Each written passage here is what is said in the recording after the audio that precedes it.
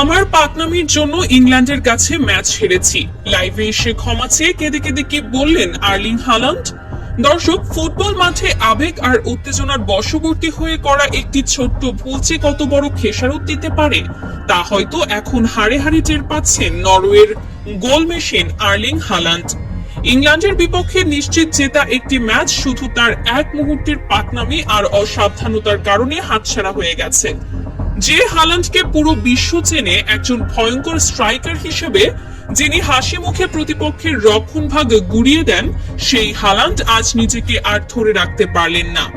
ইংল্যান্ডের কাছে মহাকাব্যিক হারের পর অনুশোচনার আগুনে পুড়ে সামাজিক যোগাযোগ মাধ্যমে লাইভে এসে অঝরে কাঁদলেন এই তারকা। লাইভে এসে পুরো জাতির কাছে ক্ষমা চেয়ে তিনি এমন কিছু কথা বলেছেন যা শুনে কাঁদছে পুরো ফুটবল বিশ্ব। কি ঘটেছিল সেই লাইভে? নিজের ভুলের জন্য কেঁদে কেঁদে ঠিক কি বললেন আর্লিং হাল্যান্ড? দর্শক, জেনে নিয়ে চলুন বিস্তারিত। ইংল্যান্ড বনাম নরওয়ের সেই শ্বাসরুদ্ধকর ম্যাচের কথা নিশ্চয়ই আপনাদের মনে আছে। প্রথমার্ধের 1-1 সমতার পর দ্বিতীয়ার্ধে যখন নরওয়ে দুর্দান্ত এক আক্রমণ থেকে দ্বিতীয় গোলটি করে লিড নিয়েছিল, তখন পুরো দল বিজয়ের আনন্দে ভাসছিল। কিন্তু ঠিক তখনই VAR এর এক নিষ্ঠুর সিদ্ধান্তে বাতিল হয়ে যায় সেই গোলটি। আর গোল বাতিলের কারণ ছিলেন স্বয়ং আর্লিং হাল্যান্ড।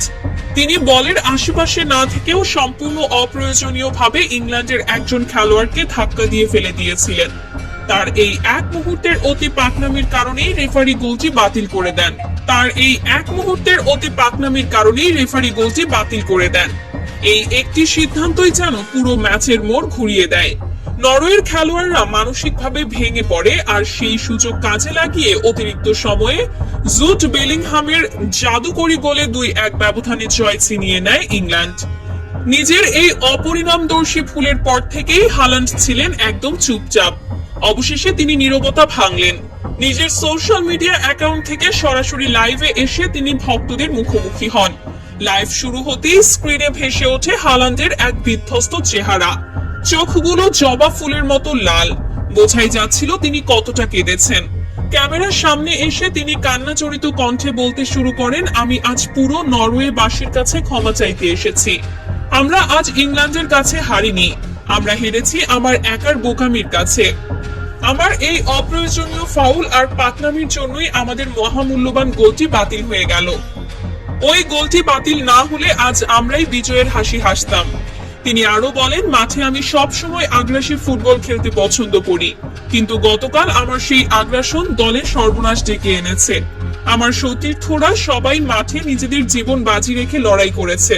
তারা একটি দুর্দান্ত গোলও আদায় করে নিয়েছিল, কিন্তু আমার এই একটা ধাক্কা সব শেষ করে দিল। আমি জানি আমার এই চোখের জল আমাদের জয় ফিরিয়ে আনবে না, কিন্তু আমার ভেতরের অপরাধ বোধ আমাকে কুরে কুরে খাচ্ছে। কান্নায় ভেঙে পড়ে হাল্যান্ড তার ভক্তদের উদ্দেশ্যে বলেন, আপনারা আমাকে বিশ্বাস করেছিলেন, আমাদের ওপর ভরসা রেখেছিলেন, কিন্তু আমি আপনাদের সেই বিশ্বাসের মর্যাদা রাখতে পারিনি। এই হারের সম্পূর্ণ দায়ভার আমি নিজের কাঁধে নিচ্ছি। দলের কোচ বা অন্য কোনো খেলোয়াড়ের এতে কোনো দোষ নেই। আমি কথা দিচ্ছি এই ভুল থেকে আমি শিক্ষা নেব এবং ভবিষ্যতে দেশের জন্য নিজের সেরাটা দিয়ে এই কলঙ্ক মুছে ফেলার চেষ্টা করব। দয়া করে আপনারা আমাকে এবং আমার দলকে ক্ষমা করে দিন। হাল্যান্ডের এই লাইভ ভিডিওটি মুহূর্তের মধ্যেই সামাজিক যোগাযোগ মাধ্যমে ভাইরাল হয়ে যায়। যে স্ট্রাইকারকে সবাই রোবট মনে করে, তার ভেতরেও যে এক আবেগ আর দেশপ্রেম লুকিয়ে আছে তা দেখে অবাক হয়েছেন অনেকেই। নরওয়ের ভক্তরা শুরুতে তার উপর চরম ক্ষুব্ধ থাকলেও লাইভে তার এমন অনুতপ্ত চেহারা দেখে অনেকেই তাকে সান্ত্বনা দিয়েছেন। তারা বলছেন মানুষ মাত্রই ভুল হয়, আর হাল্যান্ড নিজের ভুল স্বীকার করে যে সাহসিকতা দেখিয়েছেন তা সত্যিই প্রশংসনীয়। আপনাদের অত্যন্ত সুচিন্তিত এবং গঠনমূলক মতামত অবশ্যই নিচে মন্তব্যের ঘরে লিখে জানাবেন।